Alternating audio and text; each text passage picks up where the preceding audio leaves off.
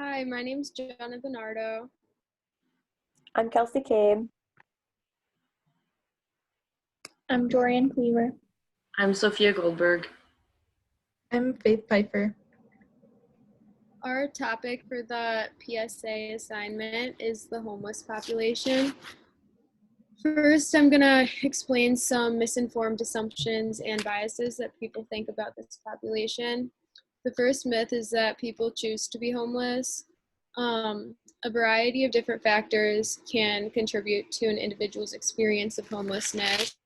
And oftentimes, people experience homelessness when all other options have already been explored, or when someone is dealing with circumstances that can make it difficult to maintain housing. Some obstacles could include eviction, the affordable housing crisis, and coping with mental illnesses or addictions, which all make it difficult to maintain an independent housing. Another myth is that people experiencing homelessness are lazy. Many homeless people are constantly in search of necessities of life, including food, shelter, and some source of income. Due to the barriers that they may face, such as not having access to a phone, computer, or having a fixed address, can make searching for a job very challenging. Another myth is that all people who experience homelessness are addicts. Only a percentage of those who are homelessness are dealing with an addiction, just like the general population. Another myth is that people experiencing homelessness should just find a job.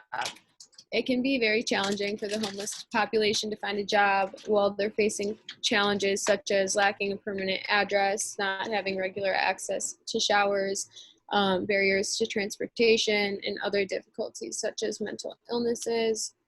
When homeless people do find jobs, they're often part-time or minimum wage positions, and these jobs oftentimes fail to adequately meet their needs due to expensive housing costs. Another myth is that there are plenty of adequate services and support to help those experiencing homelessness.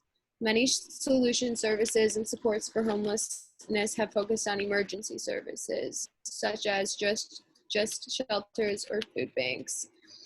In order for these services to become beneficial for those who are aiming to escape the cycle of poverty and homelessness, there would need to be more focus on the larger systemic factors, including the lack of affordable housing and the criminalization of homelessness that prevents people from obtaining a permanent and suitable shelter. Emergent services alone are not adequate for those who are trying to reconstruct their lives.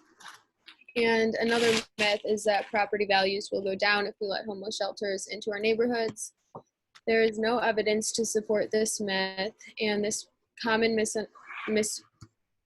misperception and attitude is referred to as not in my backyard. And this can have detrimental effects on people who need to access services in different neighborhoods. An example proving that this is not true is that in Toronto, Canada, the downtown area concentrates on support and services for the homeless population. And despite the large numbers of people who go into the downtown area to access those services, the housing prices still remain high. So I'm going to go into just some organizations and advocacy groups that we have that help with the homeless population that are local and national. So there's some national ones. One of them is the National Coalition for the Homeless. So this is just an advocacy group for homeless. So if you go to their website, they list things that people need and how you can help, and they just raise awareness for the homeless with having stats and different things to help people be more aware of the homeless and what they go through and what they need and how we can help. Another national level is National Alliance to End Homelessness. They're also another advocacy group, and they are committed to help end and prevent homelessness. They provide statistics, resources, and just help for homeless. Some of the local ones that are in the Bloomington Normal area are Home Sweet Home Ministries. So this is a ministry that provides support services. They have shelter, access to food and clothing. So like hot meals that you can go in and eat. They have ministry support and they have job training. So just helping the homeless that need those skills, need to learn skills, and need things to help them, they provide. They're also a nonprofit organization. We also have the PATH Crisis Center. So it is a coordinated port of entry. So what they do is they assist individuals and families experiencing homelessness, obtain shelter and other supportive services in the community. So they're just a hotline and a place that can help advocate homeless. Another one is Salvation Army Safe Harbor Shelter and Social Services Center. This is a 24/7 shelter for homeless individuals and families. They have a day center services such as case management, job development, mental health counseling, life skills, agency referral, laundry and shower facilities, and meals. Another local organization is Project Oz. So Project Oz, they provide outreach services, emergency shelters, and transitional housing services to individuals through the ages of 18 to 23 that are experiencing homelessness in McLean and Livingston counties. And I'm going to talk about some statewide services. First, I wanted to talk about some facts about the homeless population in Illinois. So in 2019, there were 10,199 individuals experiencing homelessness in Illinois, which means that there are 8 homeless people per 10,000 people in the state of Illinois. And that includes individuals that were sheltered and unsheltered on a single given night. And then there, in 2016 in Illinois, there was also 282,641 households at risk of becoming homeless, which included renters who are poor and have severe housing cost burden.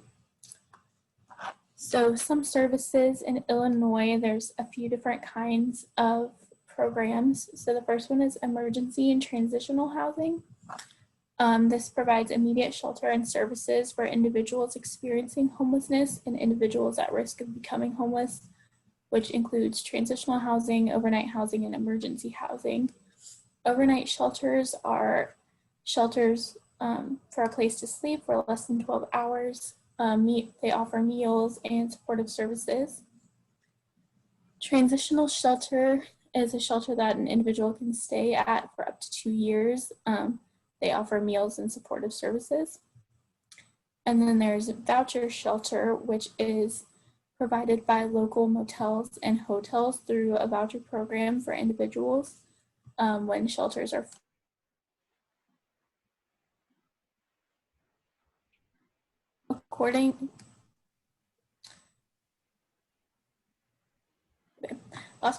According to the Illinois Department of Human Services, emergency and transitional housing programs require shelters in order to be eligible to provide these services, that they have to meet all local requirements and are safe and humane environments. Shelter programs meet local community needs, demonstrate that they can provide quality services and appropriate referrals. Interaction and cooperation be strengthened with private agencies to provide an efficient and effective system for service delivery, and new and varied methods of service delivery to be encouraged to provide shelter, which all this information is on the Illinois Department of Human Services website. The Emergency Food Program is a federal program through the Illinois Department of Human Services that offers food all over the state through food pantries, homeless shelters, and soup kitchens,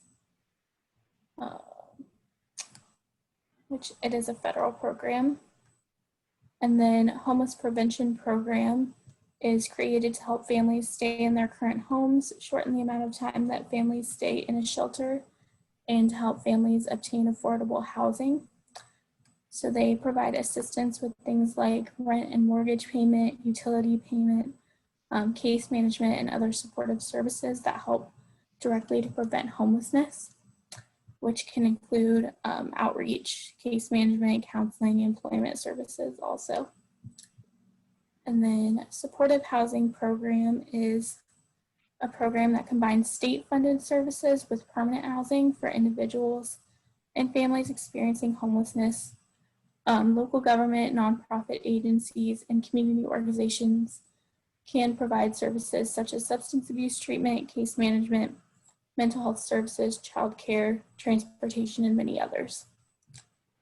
So they have community-based housing, which helps prevent individuals and families from returning to homelessness.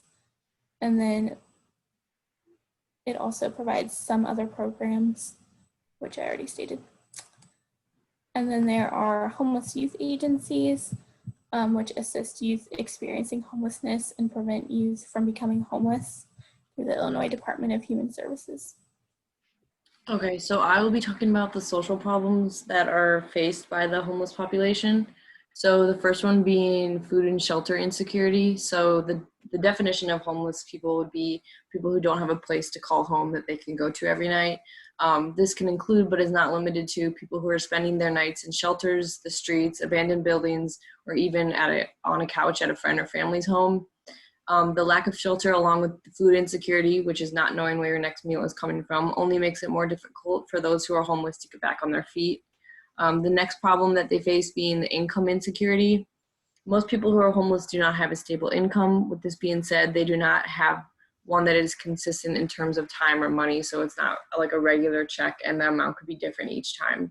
And this makes it more difficult for them to save money as well as have enough for rent.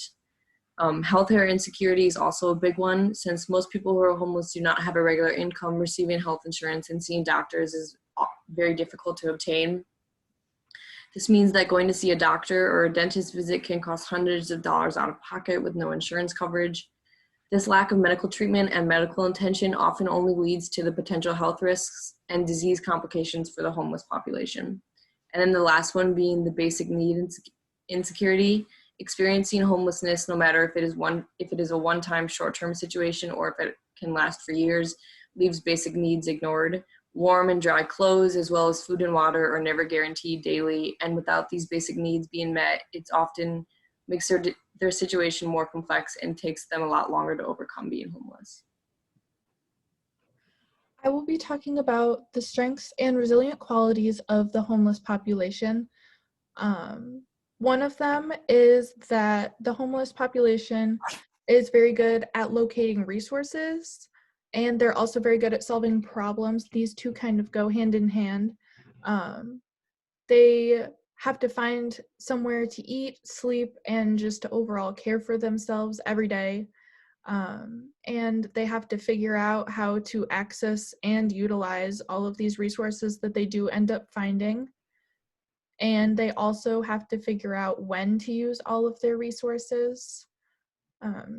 The homeless population also possesses great communication and listening skills, just because they have to interact with others appropriately every day just in order to locate any resources they might need or to just have any of their needs met. Many homeless people have said that they are very empathetic, just because they know how hard that life can get since they are homeless.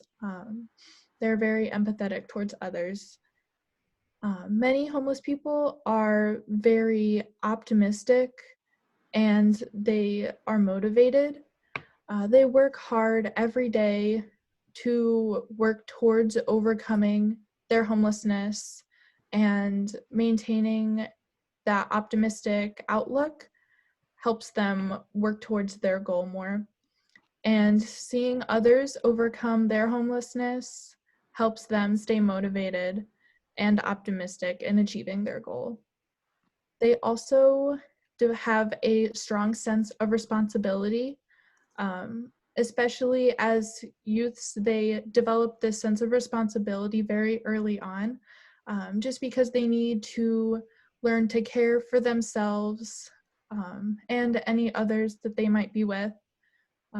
And they always have to be caring for them and being responsible at all times. They also have very good observational skills. because they always have to be cautious when interacting with others and when going places. And they always have to constantly be observing their surroundings in order to ensure their safety, since they don't have a set place they can call home. Many homeless individuals also possess different personal skills that they may have, such as any musical talent, athleticism, or being artistic. And the homeless people are very kind.